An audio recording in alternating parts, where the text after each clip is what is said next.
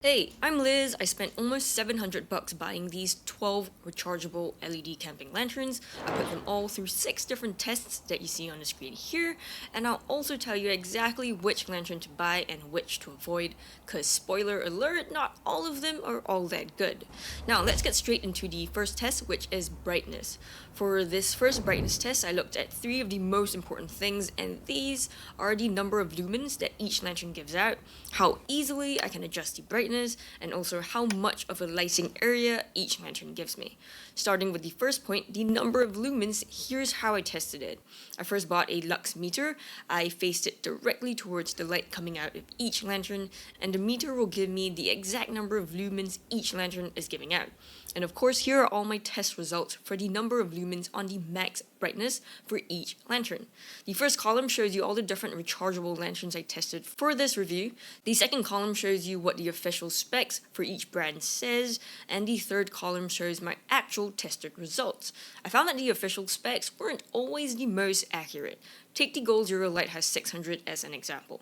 The official max lumens is 600, but when I tested it, it was almost a whopping 1000 lumens, which is insane.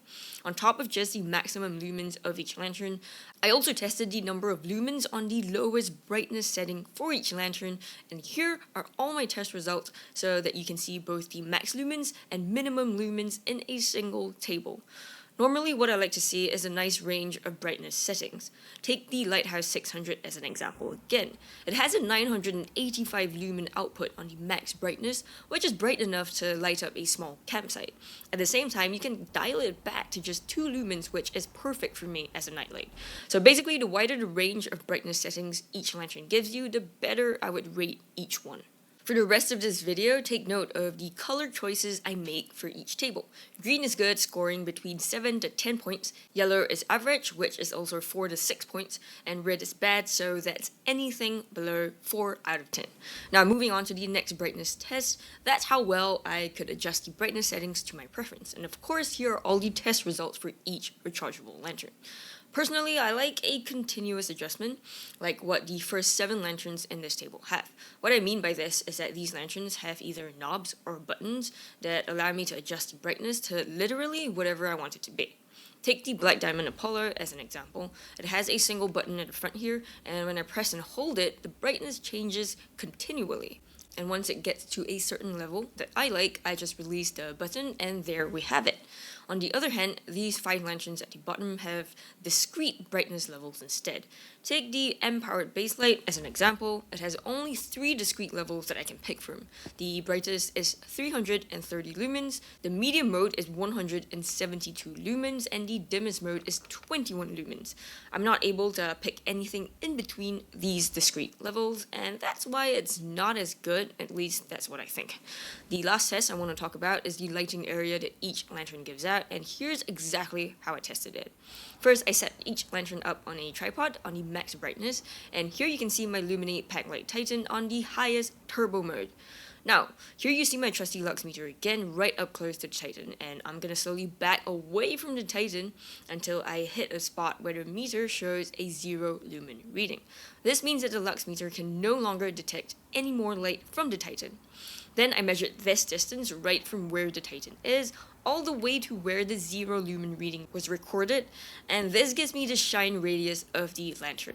And of course, here's all the shine radius results from each of the rechargeable lanterns in this video, and all these measurements are in feet. That's not all though. I use these shine radius numbers on the screen here, and I calculated the total lighting area that each lantern would give based on the shine radius, and here are the results. And finally, I compared the lighting area here to see what size tent each lantern can light up, and here are the results. Obviously, there's no such thing as a 37-person or even a 24-person tent, but I thought it'll give you a decent idea of how big a lighting area these 2 lanterns have. The rest of the lanterns light up a tent as big as a 14-person tent, all the way down to a 1-person tent at the bottom. And of course, here's how I rated each of the lanterns for this entire brightness test. These ratings on the screen here are based on the 3 mini tests that we just went through, which is the number of lumens, the brightness adjustment, and also the total lighting area.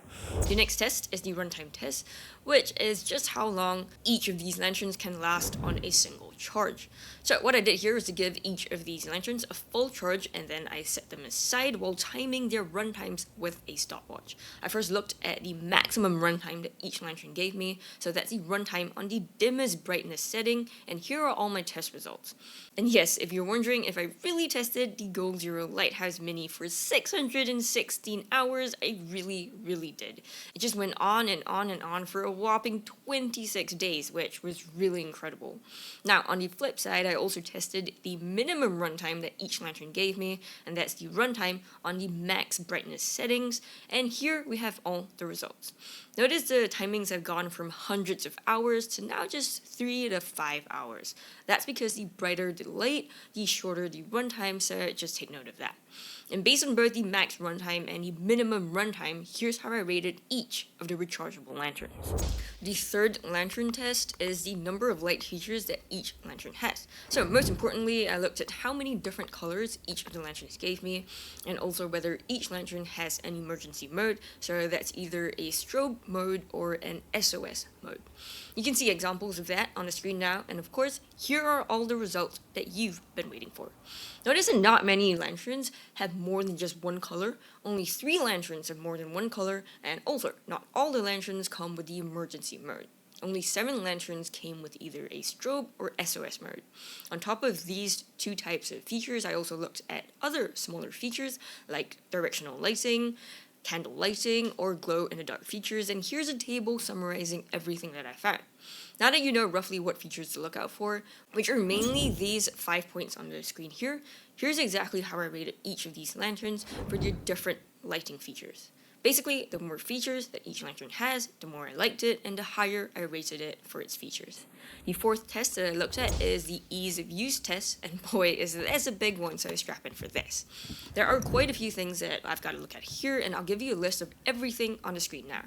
The most important thing to take note of here is the number of power sources each rechargeable lantern has, and we're going to start off with that. So since this is a video on the best rechargeable lanterns, all the 12 lanterns that I chose here can be charged via USB. So all the lanterns here have yeses under the USB column. I'm also going to add 2 more columns to this table to show other power sources. The next column is the solar column, and there are 4 solar lanterns in this video, as you can see from the yeses under the solar column. On top of that, one of the lanterns, the Apollo, can also take external batteries. As for the rest of the lanterns, so all of those in yellow have only one power source, and that's via USB. The next mini test I want to talk about is the charge out function, so that's whether these lanterns can charge your mobile phone or other small devices. What I did for this test is basically to give each lantern a full charge, then I stuck my USB to lightning cable into each of these lanterns, and then took note of how much of a charge the lantern would give my iPhone 12. First, let's take a look at what the capacity of each lantern is, and here's all the capacities that you would need. They range from the highest in the Alpenglow, that's 6400 milliampere hour, down to about 2000 milliampere hour in some of the solar lanterns. Also, the bare bones railroad lantern that I have does not have a charge out port, so it cannot recharge your devices. Now, the next column here shows how much of a charge these lanterns gave my iPhone 12. And typically, one full charge, in my opinion only, this may not be right, but I'd like to think of it as about 80%.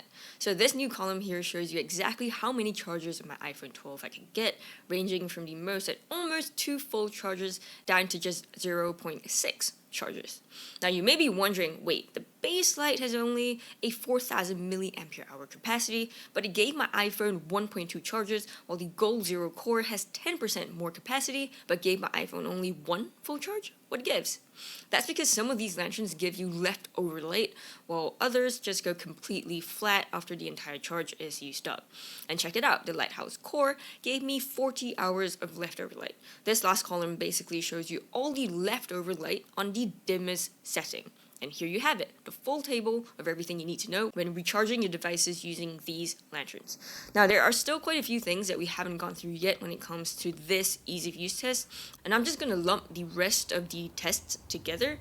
So we have the battery level indicators, any handles or hooks on the lanterns, whether the base is magnetic, whether your lantern has legs to stand up on a slope, or also tripod threads. And here's a very quick table showing you everything you need to know for all 12 lanterns. I put the most feature-rich lanterns at the top, which has all these features or almost all the features, and then the least feature-rich ones at the bottom, which is the Coleman Rugged, and that has nothing except for a single handle. And that concludes our ease of use test, and here's how I rated each of these lanterns for their ease of use using all these 6 mini tests that I went through with you. The next test is durability, and I looked at 3 main mini tests under this durability test, and these are the waterproofing or IP rating, the drop proofedness of the lantern, and also the length of the warranty. Starting with the first point, that's the IP rating or the waterproofing of each lantern. And of course, here's a quick table summarizing all the ratings for each lantern. The best rating is an IP67 rating for all 4 solar lanterns in this video, and that means that the lanterns can be submerged 1 meter deep for 30 minutes. So that's exactly what I did, or at least I tried to. When these solar lanterns are completely inflated, they were so buoyant, and surprisingly, even after I deflated each of these lanterns, they were still very, very buoyant and kept wanting to float to the top despite me tying a 2-pound weight to them and trying to get them to sink. In the end, I just had to tie each of them to a pole and submerge them, not 1 meter deep, but nearer the surface. And after 30 minutes, all of these solar lanterns still worked and no water got into any of the lanterns at all. The next best rating is an IP66 rating, which means that the lead Lenser ML6 is protected against 10 minutes of powerful water jets, which is also exactly what I did. After this jet test, I noticed that the lead Lenser still worked great, but water got around the ports a little bit. Not inside the ports, but around the ports. That's why it can't be submerged and it doesn't have a higher rating. The Apollo and Alpenglow have lower ratings of IPX4, which means it can take rain but not powerful water jets. I tested them too and they still work great after 30 minutes of heavy rain. But again, water got in near the ports, but thankfully not inside the ports. The Coleman also has an IPX4 rating, but water got into the lantern itself after my heavy rain test, so I think this rating might be a little bit overstated. And the rest of my Gold Zero and Bare Bones lanterns do not have ratings because water will get into the lantern. During a heavy rain, of course, I found this out the hard way after testing them, so I'd recommend keeping them away from that. The next mini test here is the drop testing, and here are the test results. The 4 solar lanterns at the top here are super durable when it comes to dropping them because they're all inflatable lanterns. There's a lot of air inside the lanterns, so they can be easily dropped not from just hand height, but even overhead, down a slope, and stuff like that. The rest of the lanterns all survived a hand height drop. Even the Bare Bones lantern, which has a glass globe, it didn't break at all, not even a single crack. The last mini test here is the warranty of each of these lanterns. Here's all the warranty info that I could find on the lanterns. The longest warranty so far is the lead Lenser ML6. The next best is 3 years long, followed by 2 years, and I have no idea why some companies would just give a 1-year warranty, which is super short. If you're wondering, I did have the chance to test out a few of these warranties. I got a brand new lantern from Black Diamond when my Moji charging station spoiled. It's not the Apollo here. And I also got a brand new Gold Zero Lighthouse 600. No hesitation, both these brands just sent me a brand new one when I said mine wasn't working. BioLite's customer service is also really good. When I had issues with my Alpenglow, they responded within 1 day to fix it. So yeah, overall a very good experience so far. And based on all these 3 mini tests for durability, here's how I rated each of these lanterns. The last test is the portability test, so that's basically the weight and pack size of each lantern, and here's all the info that you will need to know. I thought most of these lanterns were actually fairly portable, very easy to carry around, and only the last 3 on the list here were a little bit bigger, heavier, and bulkier.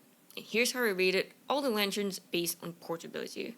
And finally, here are the overall results. I spent more than $600 buying all these rechargeable lanterns and about 6 months testing them all. So if this video has been helpful, please help me hit that like button. As usual, I color-coded the ratings. Green is for good, yellow is for not so good, and red's pretty bad. And this weightage is based on what I think is the most important when it comes to rechargeable lanterns. I place more of an emphasis on brightness, light features, and durability rather than the rest. And in the last column here, you'll find all the overall scores for each lantern. But before you buy any of these, I'll talk you through my recommendations first, and here's everything that I'm going to go through to help you pick the best one for yourself and also Of course, which one to avoid. Let's start with my top pick, and that's easily the Lead Windsor ML6. If you take a look at my scoring table, the ML6 not only has the best overall score, coming in at 8.3 out of 10, it even has every single test in green, and very few lanterns have that. What this shows us is that the ML6 is really an all-rounder lantern that I really loved. If you didn't skip past the different tests in this video, you'll have noticed that the ML6 is every single feature that you can possibly think of. I'll do a quick rundown of all the important ones right now. The ML6 is my second brightest lantern, coming in with a 720 lumen boost mode, and I also love how it dims all the way down to a 0 lumen output that's great as a nightlight. And it has continuous dimming too, so you can literally pick any lumen output that suits you best. The ML6 also has a red light feature. Only 2 other lanterns in this video have that. I thought that this was seriously great for nighttime illumination when you don't want to be blinded. There's also this glow-in-the-dark ring so that you can locate your lantern even without turning on the light. And this lantern is the only one with a glow-in-the-dark feature. Did I forget to mention that the ML6 also has the best strobe mode I've ever seen? I'd recommend using this white strobe mode in an emergency. It's the most attention-grabbing mode I've ever seen in all the lanterns. Check out how the ML6 white strobe mode compares to the Gold Zero's red emergency mode. There's seriously no comparison. It doesn't just stop at just a strobe mode. The ML6 also has a slower blink mode. It even has an SOS mode, not to mention a breathe mode as well, and I'll put short clips of how this all works on the screen here. In fact, this has so many modes that it took me about a full hour to learn how to use all of them. Not stopping at the light modes, the ML6 also has the strongest magnetic base in all of these rechargeable lanterns. It also has a tripod thread at the bottom in case you need to balance it on a slope, and here's the real kicker. The ML6 is the only rechargeable lantern that comes with a removable 18650 lithium-ion battery. Check out all the other lanterns. There's no way to actually remove the internal batteries inside these lanterns. So when you notice the capacity of your lantern dropping over the years, you can just casually change out this 18650 battery, which is a fairly common lithium-ion battery type. You can get this from almost anywhere instead of changing out the entire lantern. And this is the main reason why the ML6 is also my best value for money pick, because of the removable battery. The second biggest reason I'd pick the ML6 as the best value for money lantern is because of its insanely long warranty period. Here are the prices of some of the most expensive lanterns that I bought for this review, and also the warranty lengths of each of them. Notice that the ML6 is one of the most expensive lanterns here, second only to the bare bones railroad lantern. However, when I divide the upfront cost by the warranty length, check out what happens to the cost per year. The ML6 drops down to just $13 per year. Honestly, I plan to use my ML6 for many more years to come, and I'll keep you updated 7 years from now whether it's still working or not. Enough on the ML6 for now, let's move on to my runner-up pick, and that's the BioLite Alpenglow 500 with just 0.1 points less than the ML6. It took the biggest hit on durability because it has only a 1-year warranty, but it excels in almost every other way, like in brightness, runtime, and last but not least, features. The BioLite is the only lantern in this review with a perfect score in the features test, and that's why it's also my most feature-rich lantern. It seriously has an insane number of lighting features, and I'll give you all the info on it now. First up, there's not only a cool light mode, there's also this warm light mode if you want to use it at night. Next, we have a single color mode and also a multi-color mode. Basically, it has all the colors of the rainbow. You can literally pick any hue that you can possibly think of. Like if I want the color red, I just press and hold until it gets to that color and then release. On top of that, with the inbuilt shake function, you can activate the directional lighting on the cool mode, a candle feature on the warm mode. You can automatically cycle through not just the single color mode, but also cycle through the multicolor mode, which is insane. And the cherry on top is the fireworks mode, which is seriously the most amazing thing ever. The only mode it doesn't have though is a strobe or SOS mode, so this is definitely more of a fun car camping lantern than some survival lantern you take out in emergencies. But if you like all the colors though, this is still a great camping lantern to have. Back to the scoring table that I know all of you guys love. Next on the list, we have the Luminate Packlight Titan with a very respectable score of 7.9 out of 10, and that's my pick for the best solar lantern. There are 4 solar lanterns in this video. I'll highlight them all in the scoring table, and as you can see, the Titan comes in first with a huge margin, and there's literally no competition from the rest. Here's a quick recap of how the Titan beats the rest from all the tests that I've shown you in this video. The Titan has a max lumens of 316 lumens, not the most on the list, but its lighting area is almost double all the other lanterns here. And because of its 1 lumen minimum output, it ran for a whopping 250 hours, 5 times all the other lanterns. And it also has 2 colors, which is white and red, while the others have only 1 color. Now, here are some awesome benefits that I haven't yet shown you. The Titan is my only solar lantern that comes with this twist to inflate design. Just twist the lantern and it'll pop up. I'll put real-time clips of both the inflation and deflation of the Titan on the screen here, and as you can see, it takes only 2 to 3 seconds to inflate or deflate. On the other hand, all the other solar lanterns in this review require you to breathe into the lantern to inflate it, and this takes more like 10 to 15 seconds, which is 5 times as long. Here's a quick table on the screen showing you exactly what I'm talking about and how the Titan beats the other 3 solar lanterns here. That's not all though. Another huge benefit is the bigger solar panel of the Titan coming in at 4 by 4 inches. How does this compare to my other solar lanterns? Well, here are all the results.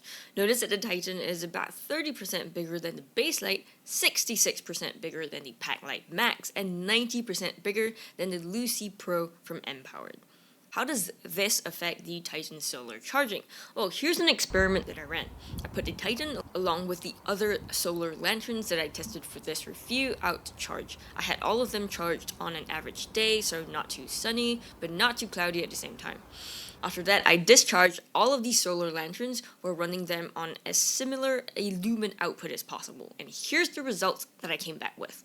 Even though the Titan was running at almost the highest output of all the lanterns, 191 lumens, it also lasted the longest, coming in at a whopping 2.5 hours. Basically, it has the most efficient solar charging thanks to the bigger solar panel.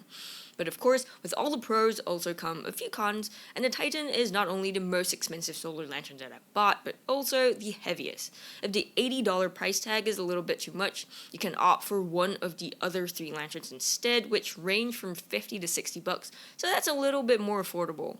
The best one of the lot though is the M-Powered base light, and that's also my runner-up solar lantern if you don't want to go for the Titan. It's also 1.7 ounces lighter than the Titan. They both have the same capacity, coming in at both 4,000 milliampere hour, and the other 2 have half the capacity at 2,000 milliampere hour. Another small benefit that the base light has over the Titan is that it's slightly more waterproof. The port cap on the Titan is a little bit looser and is more prone to water leakage when submerged, but the base light has no issue at all and was completely watertight. So these are the reasons that you go for the base light over the Titan, but to be honest, I'd still go for the Titan any day. But you know, it's up to you to decide which one better suits your preferences. Back to the scoring table again. Next up on the list is the Black Diamond Apollo, and this is a lantern I'd like to give an honorable mention to. That's because I've had this lantern for about 4 years now, and it's been my trusty camping companion over the years. I've dropped this numerous times and it's still holding strong, and the only thing that isn't working anymore is the phone charging function. It just doesn't charge my phones anymore. But now that I've found the LED Lantern ML6, which is brighter, has more features, and is more durable and waterproof, this Apollo is unfortunately gonna be replaced. The next lantern on the list after the Apollo is the Gold Zero Lighthouse 600. If you take a look at the scoring here, it's kind of an average lantern with quite a few scores in yellow, sadly. But the one thing that it's great at is brightness. Check out this perfect score in the brightness test, and I'd recommend this if you need a super bright lantern to light up a campsite. Here are all the details that you need to know. The max lumens comes in at 985 lumens, higher than any of the other lanterns in this review. The shine radius on this max setting comes in at 13.3 feet, giving us a lighting area of a whopping 556 feet. That's the size of a studio apartment, which is insane. But of course, the runtime on this mode is only 2.5 hours, so just take note of that. Another unique feature is the dynamo hand crank. No other lantern in this review has that. And when you crank it for 1 minute, you're supposed to get 10 minutes of light on low power. Does this happen though? Well, check out the pinned comment below for more details on this because I'm testing this as we speak. If you're looking for a decent performing lantern on a budget, I guess the best pick I have for you is the Gold Zero Mini.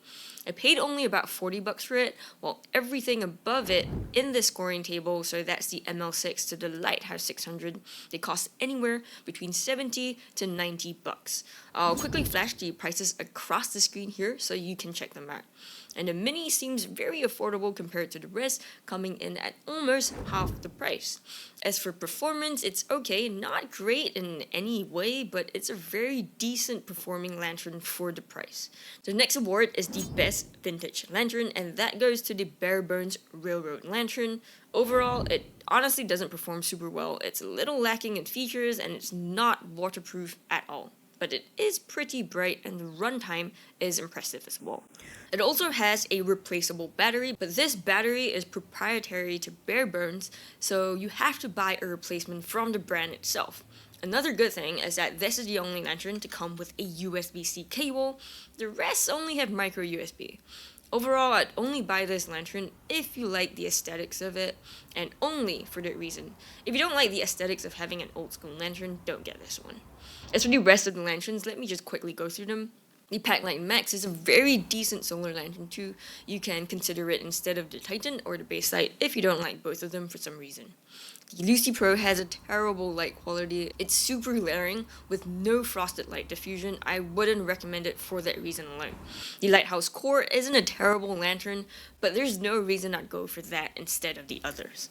And the Coleman Rugged is like the worst performing lantern here with absolutely no scores in green. It got completely demolished, and I honestly don't see any reason to buy it unless you're like a hardcore Coleman fan. If rechargeable lanterns aren't your thing, you're looking for other types of lanterns instead, you can check out this video on the screen here. It won't be up for a while because I'm going to spend all year testing lanterns, but thank you for watching this, and I'll see you in that video in the future.